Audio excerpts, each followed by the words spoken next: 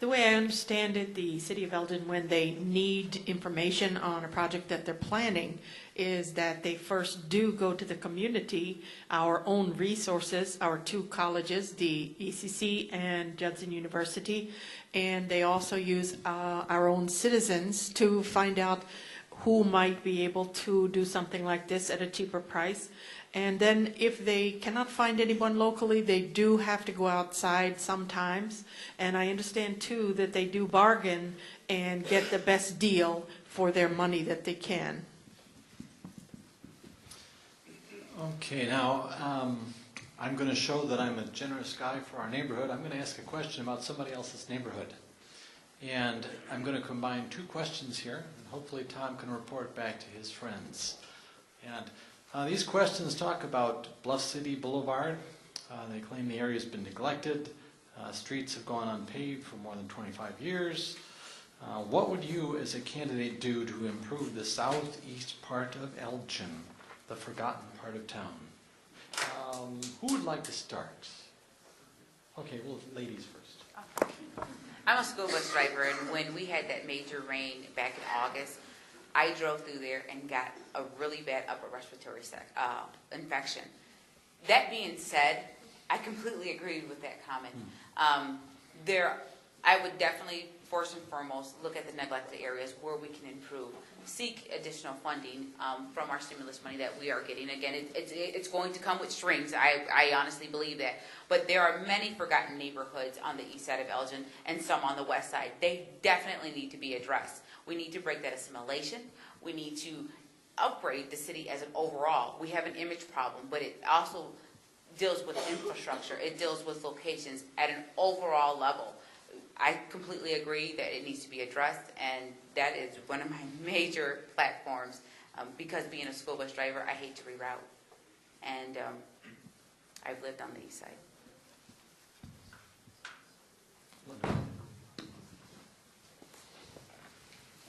Yes, I do believe that there are a lot of streets in the city of Elgin that need to be looked at. We need to get a geographical map of the city of Elgin and look at some of these streets that have not been worked on in years and years and years. And as she stated, it's not an east side problem, it's a west side problem, it's a south side problem, and it's a north side problem. These streets need to be revitalized when the stimulus money comes in, because there are going to be monies for infrastructure, and we need to find out the worst first and get that taken care of.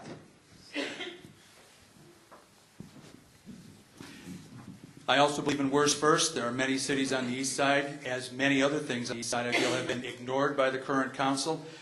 People are forgetting that for whatever reason, Bluff City Boulevard is one of the most popular cut-through streets to get off of Lake Street, especially at Lake and Shales, where there's a lot of construction.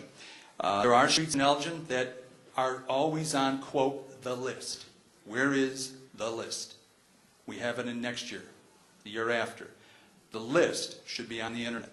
If you want to know when your street is scheduled, you should be able to go at 3:30 in the morning if you want to and find out where's my street on the list. We have many big streets in Elgin that need a lot of repair. Kenneth Circle, an entryway on Route 58. I've been told that street has never been finished since 1980. Willard Avenue looks like an abandoned farmer's runway. That's a cut-through street. Route 19, Route 20, they may be in the plan, they may be in the list. The key is, where is that list? That's part of transparency.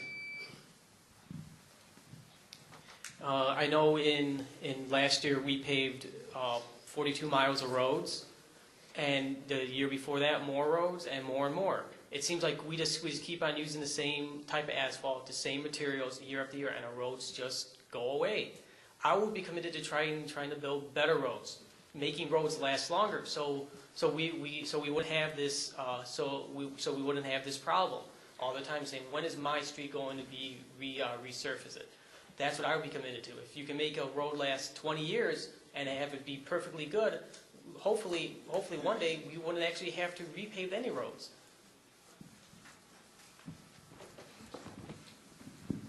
Bluff City Boulevard is a very busy road. It has a lot of businesses on both sides of it, and it is used as an entry corridor now from Route 20.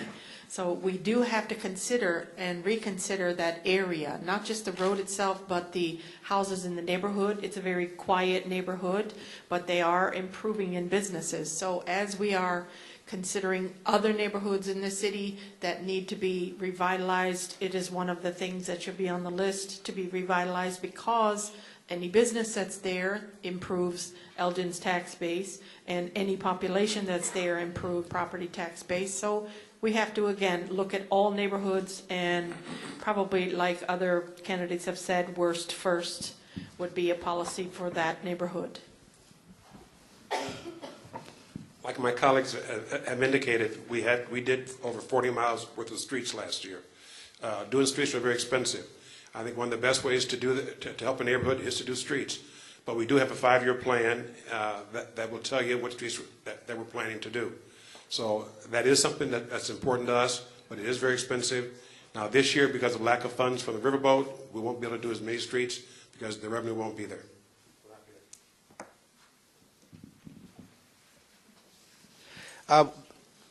Bluff City Boulevard basically is a very busy street, especially if you take into consideration the traffic, the amount of traffic that goes through,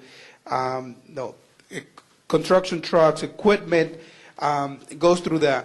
I think the city, to avoid those kind of situations, needs to do a better planning regarding maintenance. Make sure that we provide more maintenance on those streets before it get worsened. And I understand the situation. I mean, when I was going through Walnut Avenue many times, I realized how bad was that street. And thankfully, we're able to move that avenue to be redone this past year. So I understand, and I hope that as we get more funding, we will be able to put those streets that really need some improvements first on the top of the list. 8 miles is what we're going to do this year. 43 miles last year, 8 miles this year. It's a pretty big reduction.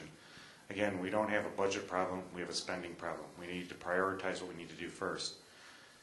We need to be ready when the stabilization money falls out, that we're ready to be able to spend that. Paving streets is a shelf-ready project. That's what they're looking for. We need to be able to look at that.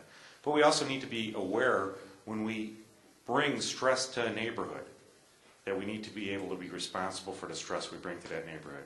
What stress have we brought down Bluff City Boulevard? Amex Metal, the waste transfer station, Copar, all bringing trucks up and down that street constantly. So we're generating a lot of money off of that street, but we're not putting any money into that street. Are we also maintaining the standards equally across the city? Is the east side getting the same treatment as the near west side, as the far west side? Are we one city? Are we unifying our city or dividing it?